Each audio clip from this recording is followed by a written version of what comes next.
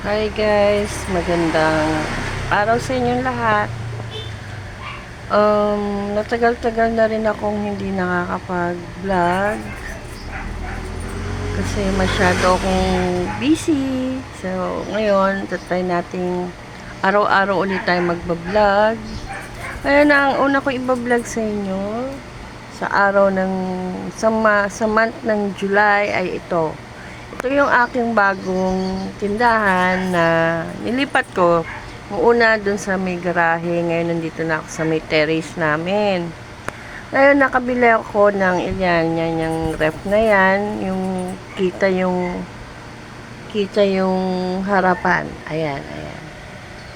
So ayan, niligyan namin ni partner ng laman kahit papano. Tapos ayan po, ayan, ito po ang ating setup ng tindahan, guys.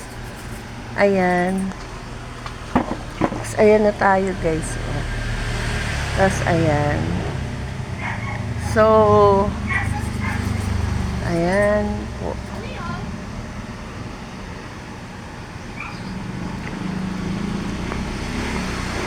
So, ayan, guys. Yung ref na yan, yung chiller namin, chiller extreme. Ano po yan, guys, kinuha namin installment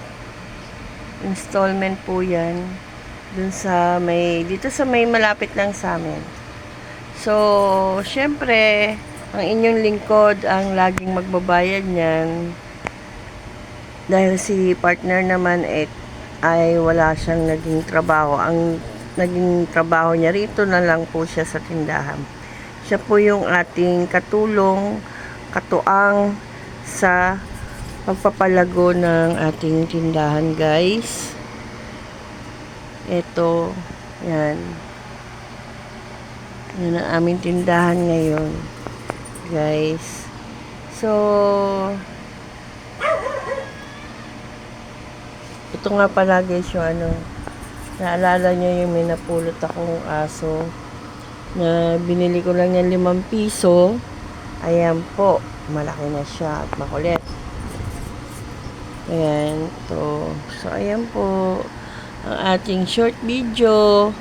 So, sana guys, hindi kayo magsasawa sa akin na manood. No? At pasensya na po at nagbiging busy tayo sa ating trabaho. Ayan po. Hanggang dito po yung ating tindahan, guys. Ayan. Pero, meron pa rin po pala tayo. Papakita ko sa inyo, guys. Ito, bagong, yung motor ng anak ko. Ayan. Ito, guys. Walang ilaw kasi. Aha. Ito, guys, yung aking Ace Ice Cream. Yan po ang Ace Ice Cream natin. Medyo madilim. Hindi ko siya makita. Siyempre, andun sa labas yung ating BMW e-bike. Ayan po, ikot natin ang ating mga paninda. Hindi pa po ako namimili ngayon kasi wala pa siyempre tayo sa sahod. At saka siyempre nag-ipon-ipon ng konti para pag namili, ayan, para marami rin naman yung mapapamili natin, guys. So ayan po, ito ang bago ko sa tindahan. At saka po yung aking lagayan ng ice cream at yung ice cream. Sabi nga nila dito sa amin, dito sa lugar namin, baka maging mini grocery na itong aking terrace. Sana nga magkatotoo, guys. I-manifest na natin yun. Sana magkatotoo na maging mini grocery na po itong aming terrace.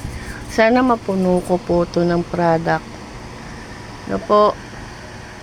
Ayan. Sa tulong ni partner, yung ating katulong sa hanap buhay. Malaking tulong talaga si partner, guys. Kasi kung wala siya, walang magtatao dito sa tindahan. Si partner ngayon medyo masama ang pakiramdam.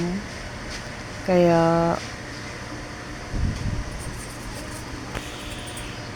masama ang pakiramdam ni partner guys, kaya doon muna siya sa kwarto nagpapahinga. So, ayun lang po ang ating bago. Ayan, meron pa tayong bagong electric fan. Ayan, no? So, sana nga po guys, mga guys, tulungan nyo ako ipagdasal natin. I-manifest natin na maging mini grocery itong ating tindahan. Kumaga mapuno natin siya. Yun po. So, hanggang dito na lang guys. Please like, share, and subscribe po. Maraming salamat po sa inyo. At wag po kayo magsasawang manood sa akin. Pasensya na po sa mga followers ko. Ngayon lang uli ako nakapag-vlog uli. Maraming salamat po guys. Thank you so much. See you next vlog guys. Bye.